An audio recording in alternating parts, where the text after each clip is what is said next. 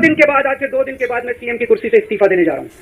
और मैं तब तक सीएम की कुर्सी पे नहीं बैठूंगा जब तक जनता अपना फैसला ना सुना दे। अगर आपको लगता है केजरीवाल ईमानदार है, मेरे पक्ष में वोट दे देना। अगर आपको लगता है केजरीवाल गुनहगार है, मेरे को वोट मत देना। इन्होंने मेरे ऊपर आरोप लगाए, मनीष जी के ऊपर आरोप लगाए हैं। इस देश का जो सबसे कठोर कानून है, ईडी का कानून, पीएमएलए, जिसमें बेल भी नहीं मिलती, बेल मिलनी भी मुश्किल है, उसके अंदर हमारे ऊपर तरह तरह के इन लोगों ने आरोप लगाए हैं। नमस्कार दोस्तों।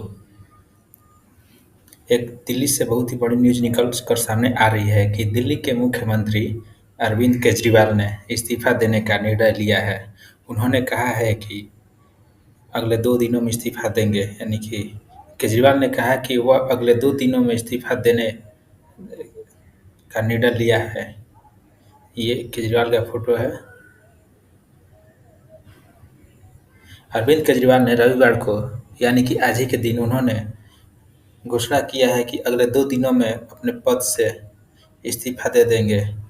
हाल ही में आपको बता दें कि उन्होंने शराब घोटाला में तिहाड़ जेल में गए थे। तिहाड़ जेल से रिहा होने के बाद उन्होंने पार्टी कार्यकर्ताओं को संबोधित कर रहे थे और उसी बीच केजरीवाल ने कहा कि वह आगामी दिल्ली चुनाव, यानी कि दिल्ली में आने वाले कुछ महीनों में चुनाव होने वाला है विधानसभा का, चुनाव में लोगों द्वारा फिर से चुने जाने के बाद ही पद पर लौटेंगे।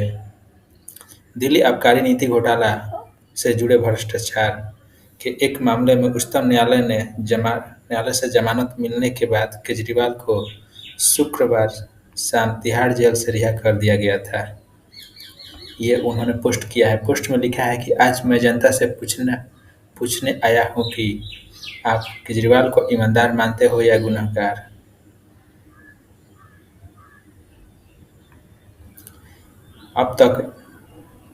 अब जब तक दिल्ली की जनता अपना फैसला नहीं सुना देती है, तब तक मैं सीएम की कुर्सी पर नहीं बैठूंगा। उन्होंने ये बात ट्विटर पर भी शेयर किया है। दिल्ली के मुख्यमंत्री ने कहा कि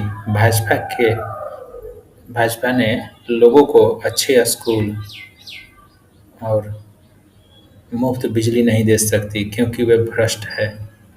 साथ ही साथ उन्होंने ये भी बात बोला है कि हम ईमानदार हैं।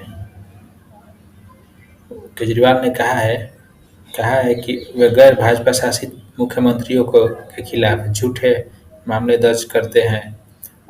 अगर उन्हें गिरफ्तार किया जाता है तो मैं उनसे इस्तीफा नहीं देने और जेल से सरकार चलाने का आग्रह करता हूँ। ये बात अरविंद केजरीवाल जी ने कहा है।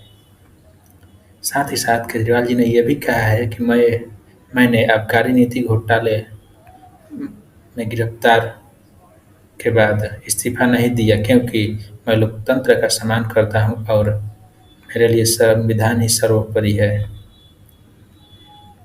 केजरीवाल ने तिहाड़ में बिताए अपने समय को याद करते हुए कहा, भगत सिंह की शहादत 95 साल बाद आज़ाद भारत में एक क्रांतिकारी मुख्यमंत्री ने जेल गया। उन्होंने ये भी साझा किया है कि कैसे उन्होंने जेल से पत्र लिखा है, जैसे कि भगत सिंह अपने साथियों के संवाद के लिए पत्र लिखा करते थे। भगत सिंह के तो पत्र दोस्तों के पास पहुंच जाता था, लेकिन जो मुख्यमंत्री ने केजरीवाल जी ने 15 पत्र लिखा, वो 15 अगस्त को एलजी को लिखा गया मेरा पत्र। उन्होंने कहा है कि मेरा पत्र उन तक नहीं पहुंचा, इसके बजाय मुझे एक चेतावनी भी मिली। ये बात केजरीवाल जी ने कहते हैं और आगे क्या कहते हैं कि अगर मैंने फिर से लिखने की कोशिश की तो मेरे परिवार का दौरा बंद कर दिया जाएगा, यानी कि परिवार को भी नहीं मिलने दिया जाएगा। और ये बात भी कहा कि जब मैं जेल में था एक दिन संदीप पाठक, कोई हो सकता है संदीप पाठक कोई व्यक्ति पत्रकार होंगे या कोई इनके करीबी होंगे या कोई नेता, वो इनसे मिलने आए और केजरीवाल जी ने राजनीति पर चर्चा की संदीप पाठक जी के साथ, लेकिन बाद में संदीप पाठक जी को भी ब्लैक लिस्ट में डाल दिया गया और केजरीवाल जी को दोबारा नहीं मिलने दिया गया। उसके बाद भाजपा ने भी केजरीवाल के इन बातों पर पलटवार किया है और भाजपा ने क्या बोल रहा है। भाजपा ने केजरीवाल के इस्तीफे को किया पीआर स्टंट। भाजपा के प्रवक्ता प्रदीप भंडारी ने कहा है कि केजरीवाल ने छवि बहाल करने के उद्देश्य से एक पीआर स्टंट करार दिया। साथ ही साथ प्रदीप भंडारी ने यह भी सुझाव दिया कि केजरीवाल ने सोनिया गांधी वाला मॉडल लागू करना चाहते हैं, जैसे कि सुनिए कि 2004 से 2014 तक जब मनमोहन सिंह की सरकार रही, उसमें डमी प्रधानमंत्री मनमोहन सिंह रहे और पर्दे के पीछे से सोनिया गांधी सरकार चला रही थी। इन्होंने ये बात अपने ट्विटर पर भी पोस्ट किया है। प्रदीप भंडारी ने ट्विटर पर भी पोस्ट किया है। प्रदीप भंडारी ने यह भी कहा है कि अरविंद केजरीवाल का पीआर स्टंट है।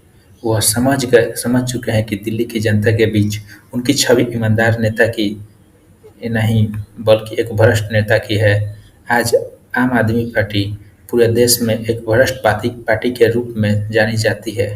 अपने पीआर स्टंट के तहत वह अपनी छवि को बहाल करना चाहता है। साथ ही साथ ये भी है कि यह स्पष्ट है कि वह सोनिया गांधी मॉडल को लागू करना चाहते हैं, जहां उन्होंने मनमोहन सिंह को एक डमी प्रधानमंत्री बनाया और पर्दे के पीछे से सरकार चलाई। अब आगे क्या कहते हैं।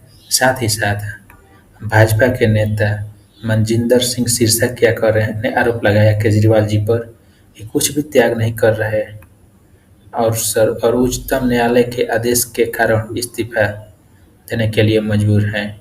साथ ही साथ सिरसा ने आगे दावा किया कि केजरीवाल ने सभी विधायकों को मनाने के लिए 2 दिन का समय मांगा था, ताकि वे उनकी पत्नी को दिल्ली का मुख्यमंत्री बना सके। तो आप इस वीडियो से आप क्या समझते हैं, अपनी राय कमेंट में ज़रूर दें। साथ ही साथ हमारे वीडियो को लाइक, शेयर और सब्सक्राइब जरूर करें। धन्यवाद दोस्तों।